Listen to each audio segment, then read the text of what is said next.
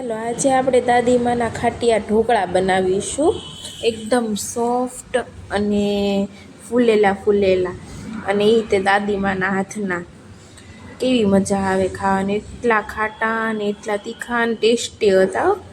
મારા ગઢા બા બનાવે છે. જો હવે એ લસણ આવી રીતે કટ કરે છે.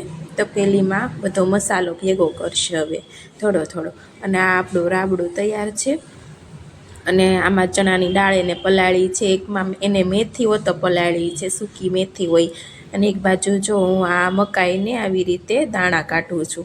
મને કાંઈ દાણા કાઢવાનું વાસણ ન મળ્યું એવું થયું, એટલે નીચે દાણા કાઢવા માંડી. હવે મસાલો એને મસાલામાં મીઠું નાખે છે અને મેથી પલાળેલી અને ચણાની દાળ એની એડ કરી દીધી છે અંદર.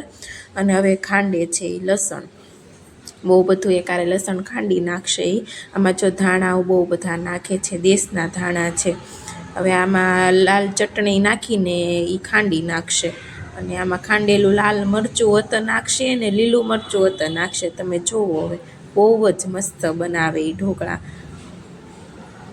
તમે બહારના ઢોકળા પણ ભૂલી જાઓ એવા ઢોકળા બનાવે. હવે અંદર આદું ખમણેલું એડ કરશે, બધો જ મસાલો અંદર એડ કરે. એ એક પણ મસાલો એવું નહીં કે આ મસાલો એને નહીં નાખ્યો હોય. એટલા ટેસ્ટી થાય ને કે તમે વાત ન પૂછો. હવે જો લીલા મરચાંને આવી રીતે કાપશે અને પછી એને ખાંડીને નાખશે. તો મેં બાને એમ પૂછ્યું કે કેમ તમે બા ખાંડીને મરચાં નાખો? તો કે એનો ટેસ્ટ ખાંડેલા મરચાંનો ટેસ્ટ જ આવ અલગ આવે.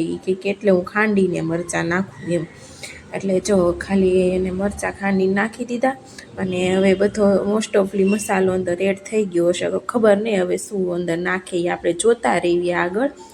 અંદર જો તેલ નાખે છે સોફ્ટ એકદમ પોચા, અને અંદર હિંગ નાખે છે. હવે તેલ શું કામ નાખે મેં એમ પૂછ્યું, હે બા તમે તેલ શું કામ નાખો? તો કે એકદમ સોફ્ટ બને એ કે ઢોકળા, એટલે હું તેલ નાખું.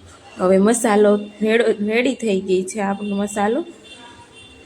અંદર દૂધી હોત નાખે ખમણેલી, અને અંદર મકાઈના દાણા નાખશે. એમના કાચા જ નાખશે, અંદર બફાઈ જશે ઢોકળા સાથે. અને અંદર રાબડું નાખે છે. જો મોઢામાં પાણી આવી જાય એવું થયું છે અહીંયા તો. આ જો બધું મિક્સ કરશે હવે.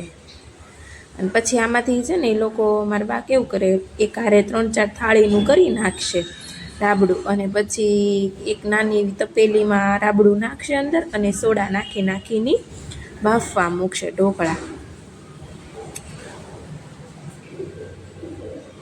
પહેલાં થાળીમાં તેલ લગાવશે અને પછી હવે આમાં લીંબુના કટકા નાખશે પાણીમાં. એટલે શું કે નીચે આમ બ્લેક ના થઈ જાય એટલા માટે. હવે જો સોડા નાખશે. દાદીમાના ખાટિયા ઢોકળા, કેવી મજા. મોઢામાં પાણી આવતું હશે જે જોતા હશે ને એને. તો તમે બધા શીખી લેજો. જો હવે અંદર નાખી દીધું રાબડું. અને હવે 10થી 15 મિનિટ આને કૂક કરવા મૂકશે. અને આપણા ઢોકળા તૈયાર છે.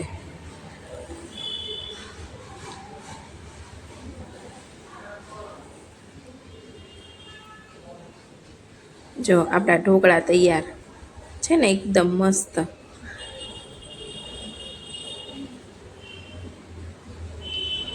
ડીશ લઈ લીધી. હવે આપણે ચેક્સ પાડીને તેલ સાથે ખાવા માંડીશું.